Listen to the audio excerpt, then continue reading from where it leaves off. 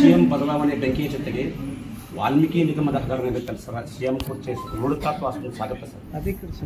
ಯಾವ ಕಾಲಕ್ಕೂ ಏನೂ ಆಗೋದಿಲ್ಲ. ಯಾರ್ಯಾರು ತಪ್ಪು ಮಾಡಿದಾರೆ ಅವ್ರ ಮೇಲೆ ಶಿಕ್ಷೆ ಆಗ್ತೈತಿ. ಈಗಾಗಲೇ 3 ಇಲಾಖೆಗಳಿಂದ ಒಂದು CBI, ಒಂದು ED, ಒಂದು SIT ತನಿಖೆ ನಡೀತಾ ಇದೆ. ಯಾರು ತಪ್ಪು ಹುಟ್ಟಿಂದಾರೋ ಅವ್ರು ನೀರು ಕುಡಿತಾರೆ. ಸರ್, ಒಂದು ವೇಳೆ ಸಿಎಂ ಕುರ್ಚಿ ತಕ್ಕೆ ಬಂದರೆ ಬೆಳಗಾವಿ ನಾಯಕ ಸತೀಶ್ ಜಾರಕಿಹೊಳಿ ರೆಬಲ್ ಆಗೋ ಸಾಧ್ಯತೆ ಇದೆ ಸರ್. ಎಲ್ಲ ಊಹಾಪೋಹಗಳು ಸತೀಶ್ ಜಾರಕಿಹೊಳಿ ಹೇಳಿದ ಮುಖ್ಯಮಂತ್ರಿ ಸ್ಥಾನ ಖಾಲಿ ಇಲ್ಲ ಅಂತೇಳಿ ಸತೀಶ್ ಜಾರಕಿಹೊಳಿ ಮತ್ತು ಸರ್ ಕುಮಾರಸ್ವಾಮಿ ಸರ್ ಕೊಟ್ಟು ಮಾತು ಏನಿರ್ಬೋದು ಸರ್ ಗೆಲ್ಲೋದು ಅಂತ ವಿರೋಧಿ ಪಕ್ಷದವರು, ಆಡಳಿತ ಪಕ್ಷದವರು ಕೇಂದ್ರ ಮಂತ್ರಿ ಆಗಿದ್ದಾರೆ.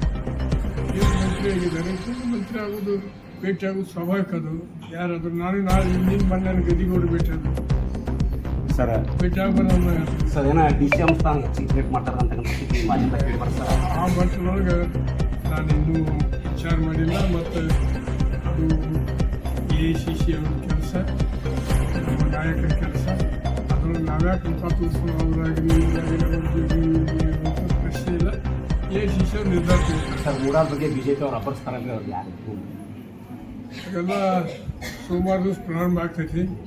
ಯಾರ್ಯಾರು ಅವ್ರೀಗ ದೇವೇಗೌಡರ ಅವಧಿಯೊಳಗೆ 48 ಸೈಟ್ಗಳನ್ನು ತೊಗೊಂಡಿರ್ಬೇಕು. ಮೊನ್ನೆ ಅಸೆಂಬ್ಲಿಯೊಳಗೆ ಮುಖ್ಯಮಂತ್ರಿಗಳು ಹೇಳಿದರು.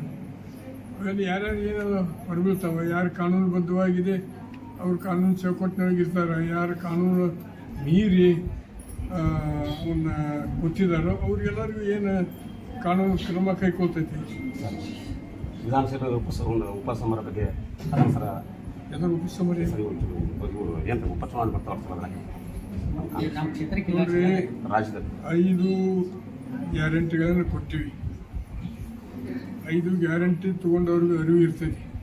ಏನಪ್ಪ ಈ ಕಾಂಗ್ರೆಸ್ ಪಕ್ಷದ ಸರ್ಕಾರದ ಋಣದೊಳಗೆ ಅವಧಿಯನ್ನು ಕೆಲವು ಮಂದಿ ಇರ್ತಾರ. ಏನು ಋಣ ಕೊಟ್ಟರು ಅವರು ಮತ್ತೆ ಅನ್ಯಾಯ ಮಾಡೋರು. ಅವ್ರಿಗೇನು ಮಾಡೋಕ್ಕಾಗೋದಿಲ್ಲ.